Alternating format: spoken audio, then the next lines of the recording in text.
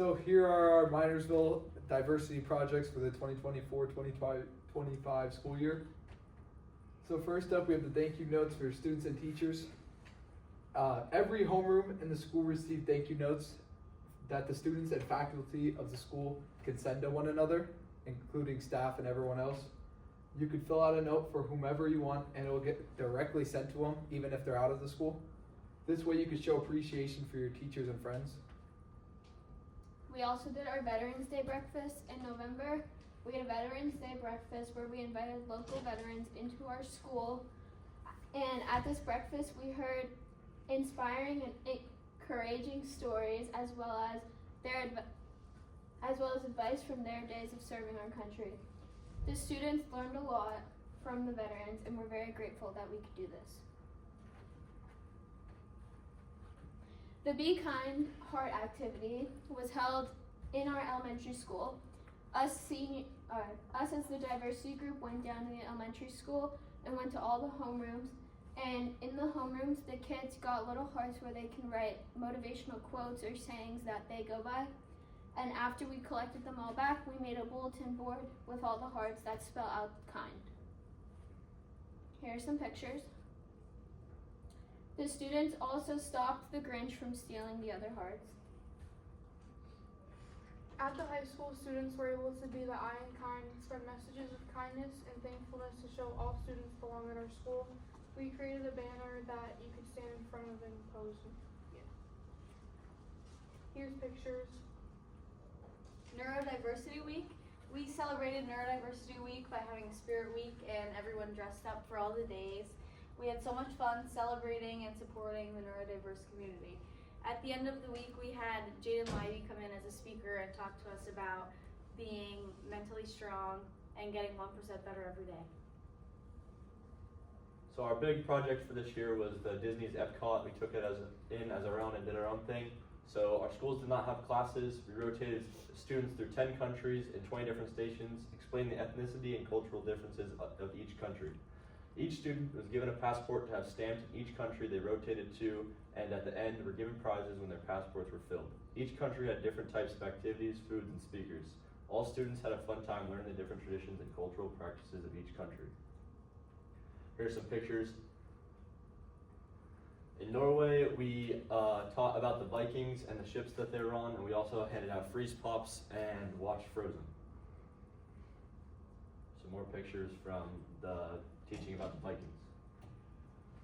In Canada, we talked about the cultural background of Canada and we played hockey in the gym, and we also had a student whose family's from Canada talk to them about his cultural background as well. Here are some pictures. In France, we did a lock activity. So the famous Lovelock Bridge was our main focus. It is where you put your initials on the lock and then throw the key in the river below. So what we did was we cut out locks and had the students decorate them, and we made our own Minersville, France Lovelock Bridge. Here's some pictures of decorating. In United States, we had 2 stations. In the first station, we had an American Sign Language teacher come in and teach the students some of the different signs. And in the second station, we did United States themed trivia.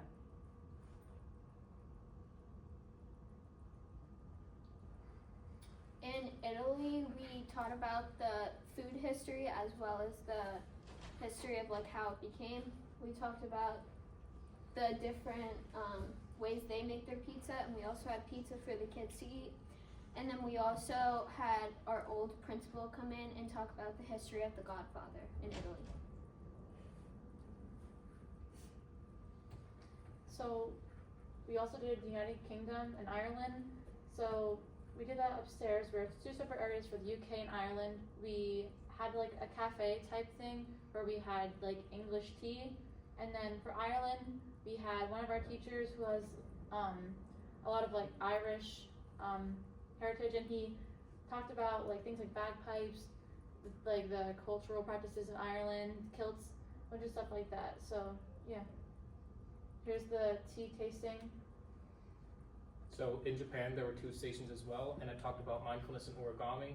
And in the mindfulness station, kids got to work on coloring sheets and listen to some peaceful music to relax from the stress that they may have during the school day. And with origami, they got to make some fun characters out of learning how to do origami.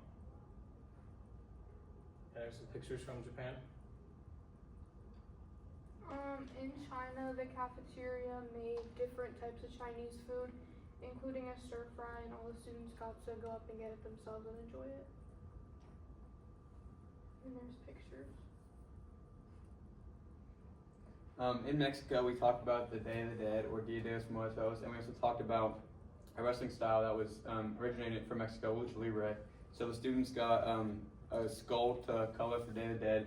We put on Coco and a Lucha Libre wrestling match for them.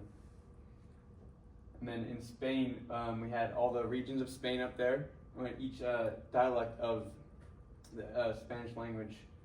And we also gave them like a fruit drink, kind of like a non-alcoholic sangria for them to try.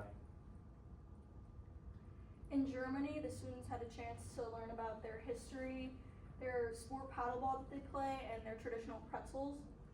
For paddleball, they got to play ping pong to represent the sport, to learn about how to play, and the sports that it's related to. For their pretzels, they had a snack from our pretzel bar and got to learn about the different occasions that they have pretzels and what they symbolize. And we showed a short educational film on the Holocaust so they can learn the background. Here's some pictures. So last May, we had a 5K to raise money for mental health research. Students could either walk or run the track here at the high school, and there were also backyard games on the field. And the local companies around the county also sponsored the event to come and show their support. And we plan to have this again during May. Thank you. Thank you.